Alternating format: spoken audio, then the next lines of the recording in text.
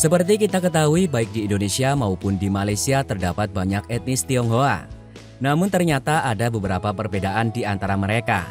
Salah satu perbedaan yang paling mengagumkan adalah orang Tionghoa di Indonesia lebih nasionalis dan mencintai negaranya. Lebih mengutamakan menggunakan bahasa Indonesia.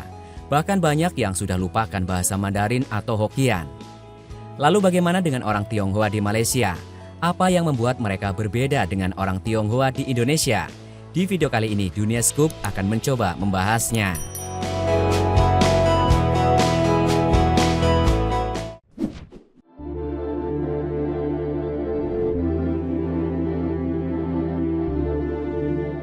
Orang Tionghoa Indonesia adalah sebuah kelompok masyarakat di Indonesia yang asal-usul leluhur mereka berasal dari Tiongkok.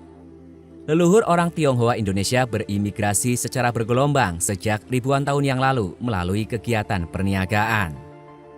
Peran mereka beberapa kali muncul dalam sejarah Indonesia, bahkan sebelum Republik Indonesia dideklarasikan dan terbentuk.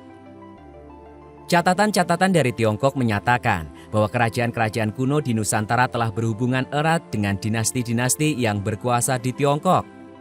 Faktor inilah yang kemudian menyuburkan perdagangan dan lalu lintas barang maupun manusia dari Tiongkok ke Nusantara dan sebaliknya. Selain menyebar di Indonesia, orang Tionghoa juga menyebar luas di Malaysia. Namun meski sama-sama Tionghoa, mereka yang berada di Indonesia dan di Malaysia ternyata memiliki perbedaan yang cukup mencolok, di mana orang Tionghoa di Indonesia jauh lebih nasionalis. Berikut adalah 5 perbedaan orang keturunan Tionghoa di Indonesia dan Malaysia.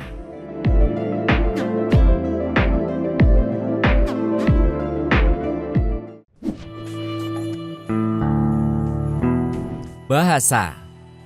Perbedaan yang paling mencolok antara orang Tionghoa di Indonesia dan Malaysia adalah dalam hal bahasa. Orang Tionghoa di Indonesia umumnya fasih berbahasa Indonesia, bahasa resmi negara, sebagai bahasa sehari-hari mereka. Hal ini menunjukkan asimilasi budaya yang berhasil dilakukan oleh Indonesia sejak zaman kemerdekaan. Orang Tionghoa di Indonesia juga menghormati Sumpah Pemuda yang menjunjung bahasa persatuan bahasa Indonesia.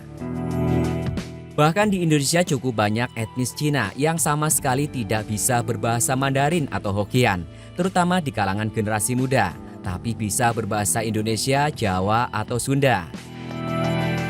Sementara itu orang Tionghoa di Malaysia lebih banyak menggunakan bahasa Mandarin atau bahasa daerah Tionghoa lainnya sebagai bahasa utama mereka. Hal ini disebabkan oleh adanya sistem pendidikan vernakular yang mengajarkan bahasa Mandarin atau Tamil sebagai bahasa pengantar. Walhasil banyak sekali orang Tionghoa di Malaysia yang tidak bisa berbahasa Melayu, alias bahasa nasional mereka sendiri.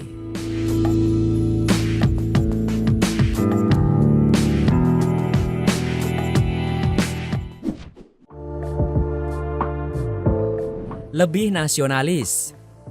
Perbedaan signifikan lainnya adalah orang keturunan Tionghoa di Indonesia terkenal lebih nasionalis dan mencintai negaranya ketimbang orang Tionghoa di Malaysia. Pasalnya orang keturunan Tionghoa di Indonesia terlibat aktif dalam gerakan nasionalis Indonesia seperti Sumpah Pemuda, Budi Utomo, Perhimpunan Indonesia, dan lain-lain. Sementara itu orang keturunan Tionghoa di Malaysia tidak mengalami penindasan yang sama selama masa penjajahan Inggris. Orang keturunan Tionghoa di Malaysia juga kurang terlibat dalam gerakan nasionalis Malaysia yang didominasi oleh etnis Melayu.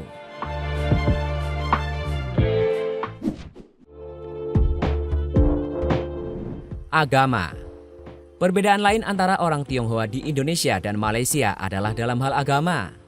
Orang Tionghoa di Indonesia mayoritas beragama Kristen, Katolik atau Protestan, Islam atau Buddha. Orang Tionghoa di Indonesia juga cenderung lebih toleran dan harmonis dengan pemeluk agama lain karena mereka menghargai Pancasila sebagai dasar negara yang mengakui keberagaman agama. Di sisi lain, orang Tionghoa di Malaysia mayoritas beragama Buddha atau Taoisme.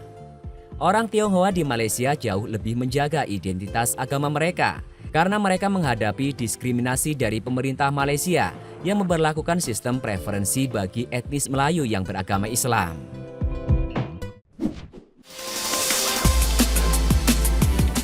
Politik. Perbedaan keempat antara orang Tionghoa di Indonesia dan Malaysia adalah dalam hal politik. Orang Tionghoa di Indonesia lebih aktif dan terlibat dalam politik negara, baik sebagai pemilih maupun sebagai calon pemimpin. Sebagai contoh, mantan Gubernur DKI Jakarta Basuki Cahayapurnama atau Ahok.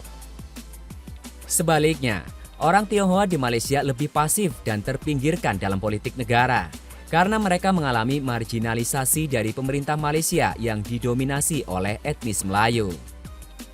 Orang Tionghoa di Malaysia jarang mendapatkan kesempatan untuk menjadi pemimpin atau pejabat publik karena mereka dianggap sebagai pendatang atau warga kelas 2. Orang Tionghoa di Malaysia jauh lebih loyal kepada komunitas mereka sendiri daripada kepada negara Malaysia.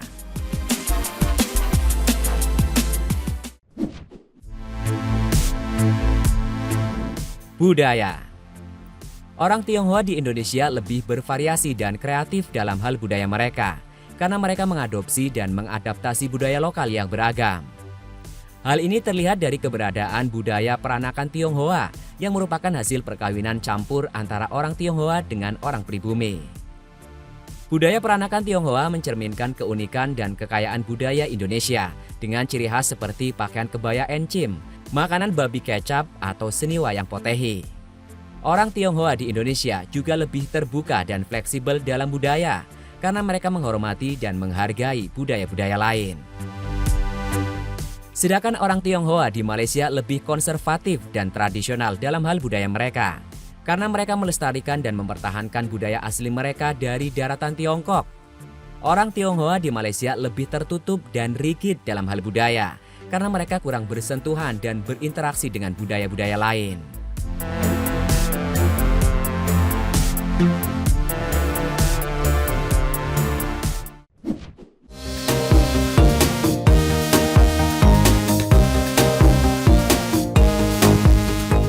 Selain yang telah disebutkan, perbedaan lainnya adalah orang Tionghoa Indonesia kebanyakan sudah tidak merasa ada ikatan dengan Tiongkok daratan. Sedangkan orang Tionghoa Malaysia masih banyak yang berhubungan dengan Tiongkok daratan. Orang Tionghoa Indonesia cenderung lebih mudah bergaul dengan etnis lain dibandingkan orang Tionghoa Malaysia. Terlepas baik atau buruknya kebijakan Orde Baru dulu, kebanyakan orang Tionghoa Indonesia mulai setia dan aktif untuk bersama-sama membangun Indonesia menjadi lebih baik.